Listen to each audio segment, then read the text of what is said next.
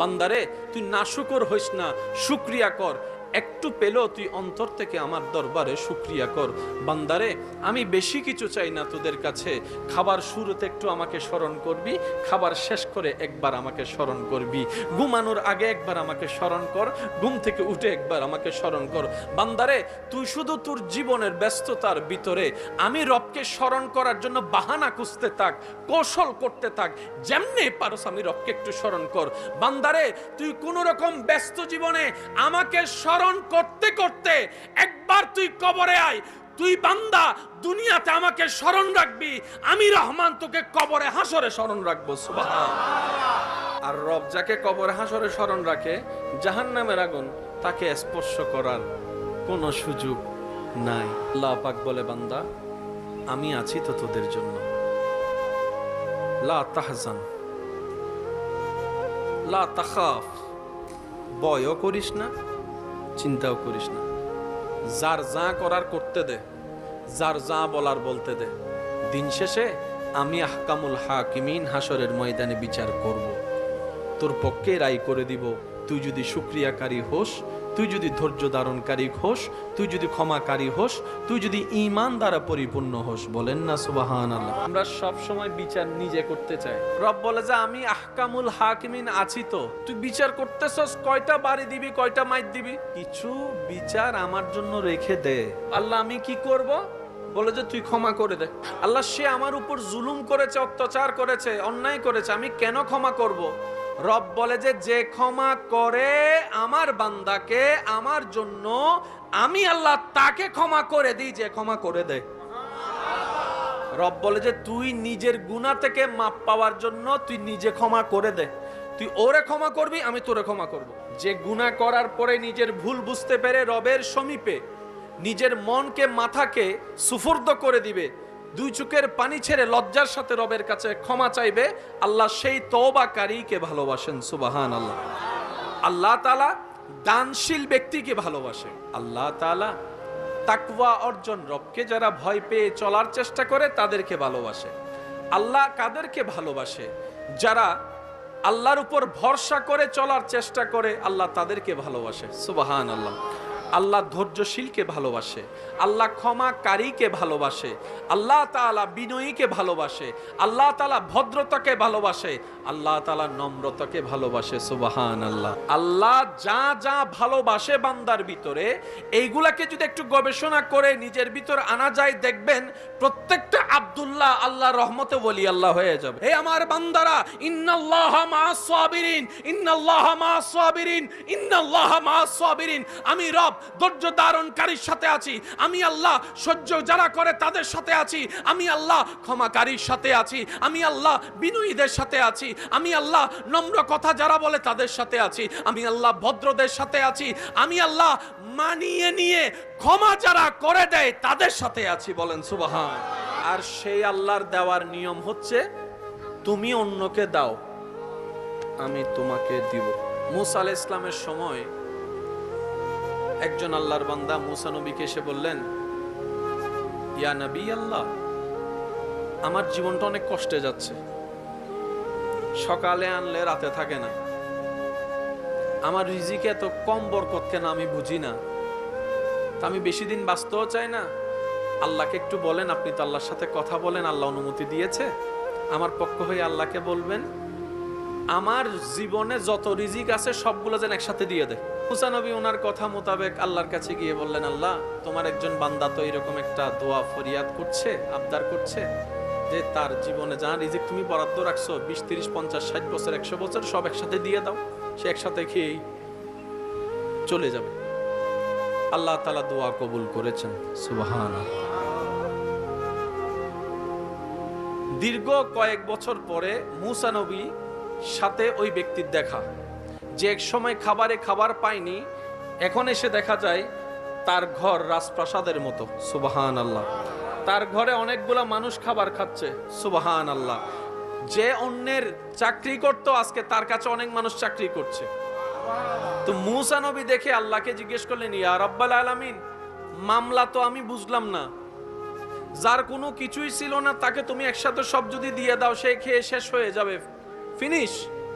এখন দেখি যে সেও আছে, তার ঘরও আছে, সম্পত্তিও আছে, তার অট্টালিকার অভাব নাই। আল্লাহ ব্যাপার কি? এতটুক তো জানি তোমার প্রত্যেকটা কাজে বান্দার জন্য উপকার আছে, তোমার প্রত্যেকটা কাজে কোনো না কোনো হিকমত তো লুকানো আছে। সুবহানাল্লাহ।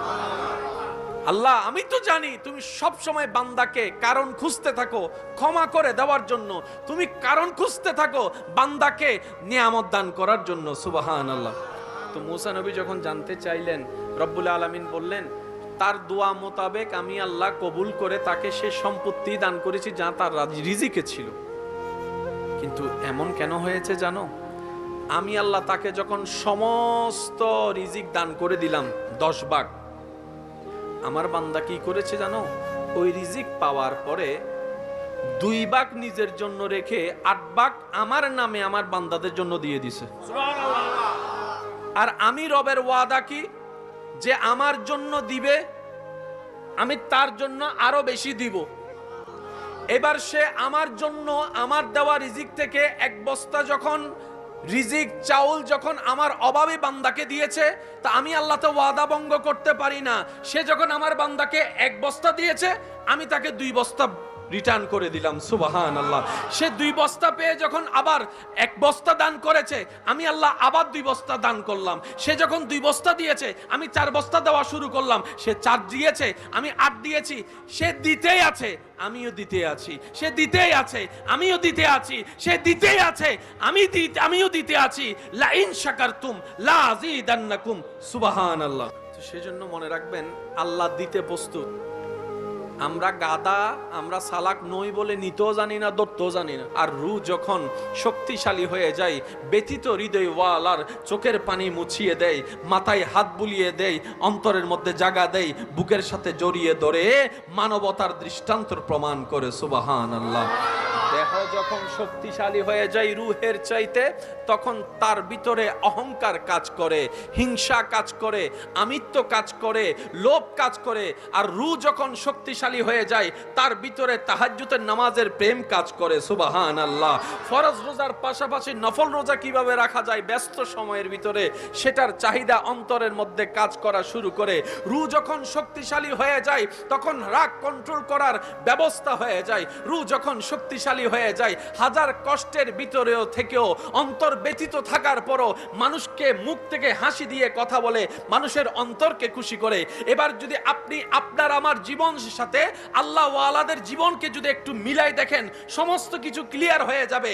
আমরা দেহকে শক্তিশালী করে রূহকে দুর্বল করেছি, শয়তানের রাজত্ব আমরা গ্রহণ করেছি। আর আল্লাহ ওয়ালারা দেহকে দুর্বল করে রূহকে আলোকিত করেছেন, শক্তিশালী করেছেন, শয়তানকে পরাজিত করে আল্লাহর হুকুম বাস্তবায়ন করেছেন। সুবহান। রূহ যখন শক্তিশালী হয়ে যাবে, আপনি এলাকার জন্য নিয়ামত হয়ে যাবেন, পরিবারের জন্য আপনি নিয়ামত হয়ে যাবেন, বাবা হিসাবে নিয়ামত হয়ে যাবেন, মা হিসাবে নিয়ামত হয়ে যাবেন। সুবহানাল্লাহ। শুধু তাই নয়, আপনার প্রতিবেশীর জন্য আপনি নিয়ামত হয়ে যাবেন। সুবহানাল্লাহ।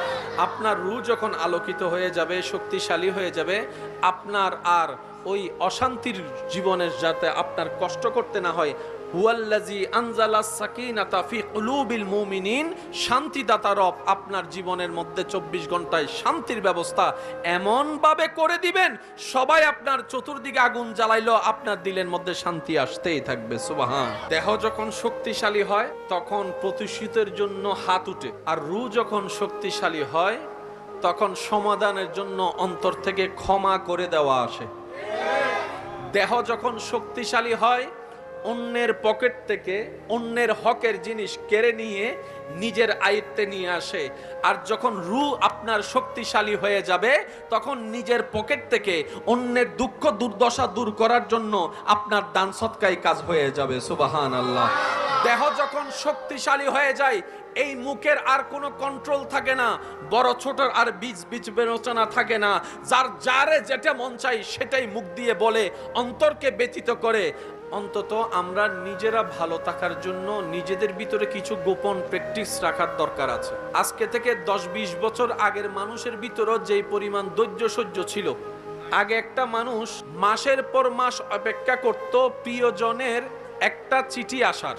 অধৈর্য হতো না, ধৈর্য ধরে অপেক্ষা করত 3 মাস, 4 মাস, 5 মাস। আমার মুরব্বীরা হয়তো আমার সাথে একমত হবেন, আগে বিদেশ থেকে টেপ রেকর্ডার পাঠানো হতো, ক্যাসেট। ওই ক্যাসেটটা পাঠালে প্লে করে সবাই মিলে শুনতো। আবার একটা সময় ক্যাসেটটা রেকর্ড করে সবার বক্তব্য নিয়ে সেটা পাঠিয়ে দিত। 3-4 মাসের একটা বিষয় ছিল, দূরত্ব ছিল। একটা সময় মানুষ 3-4 মাস যে চিঠির অপেক্ষা করে ধৈর্য ধরে থাকতো, আজকে বিজ্ঞানের উন্নত প্রযুক্তির কারণে মাধ্যমে যখন সে মানুষটা ভিডিও কলে দেখার সুযোগ হয়েছে, একবার ভিডিও কল কিংবা মেসেজ দেওয়ার পরে রিপ্লে না পেলে, রিসিভ না করলে, আপনি আমি দ্বিতীয়বার কল দেওয়ার পরে প্রথম কথায় বলে হন্ডা জিলি দিয়ে তখন।